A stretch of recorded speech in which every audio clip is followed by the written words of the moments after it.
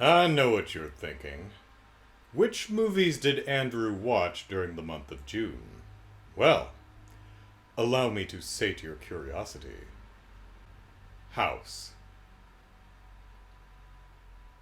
Wow, is this one a trip of a haunted house movie? I can see why it's so infamous. Is it good?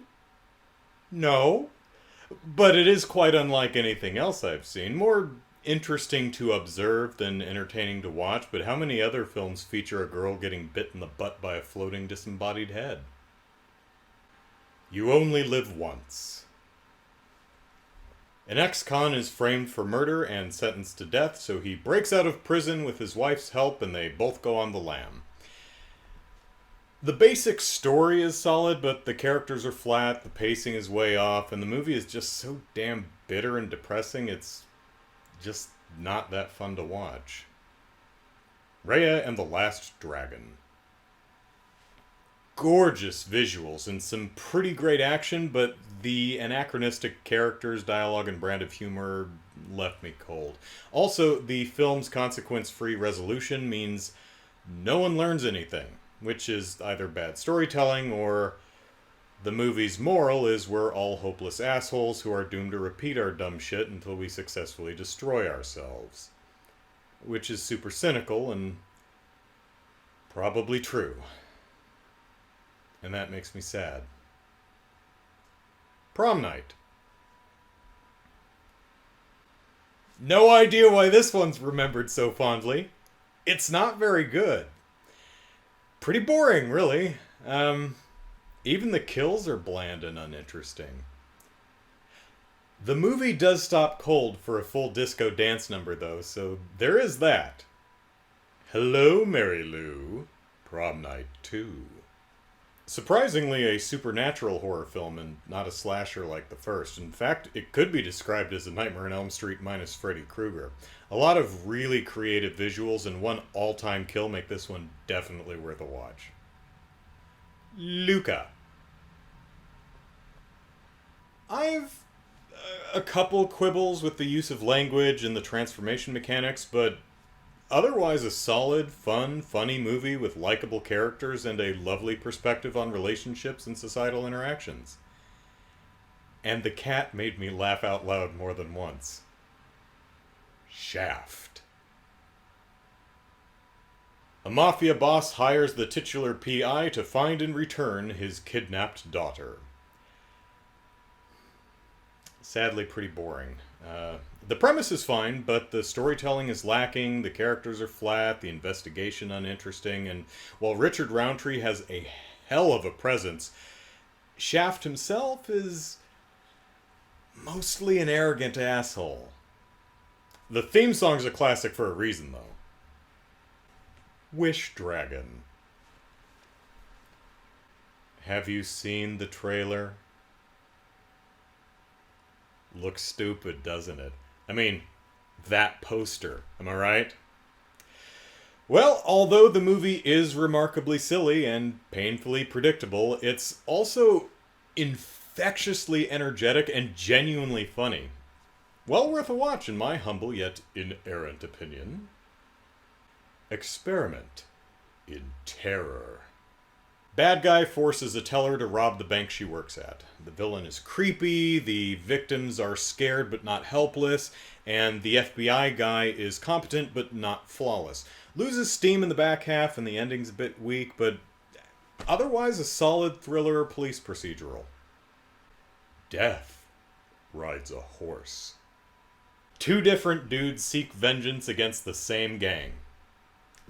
Cool setup, and Lee Van Cleef has screen presence to spare, but the execution just isn't there. Uninteresting characters, sloppy storytelling, mostly bad action, and some amazingly bad sound design. The Gambler.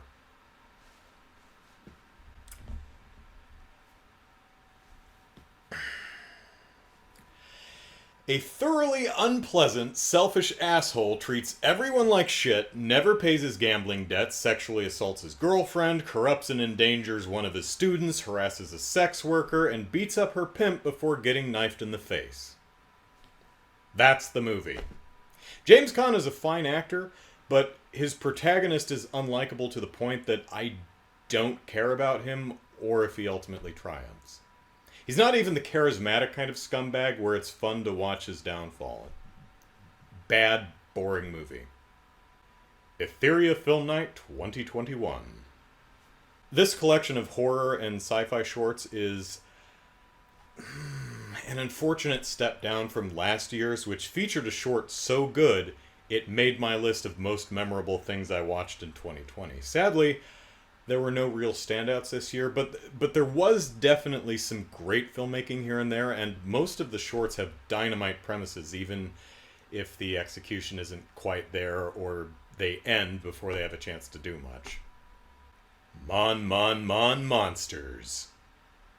High school kids find a humanoid monster, kidnap it, chain it up, and torture it. Premise-wise, it's similar to Dead Girl, but in this one, the captive has a sister who comes looking for her.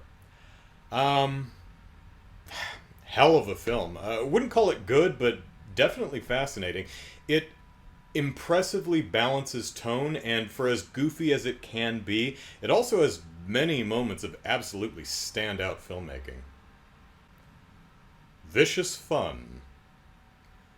A horror fan accidentally stumbles upon a support group for serial killers and tries to bluff his way through the meeting.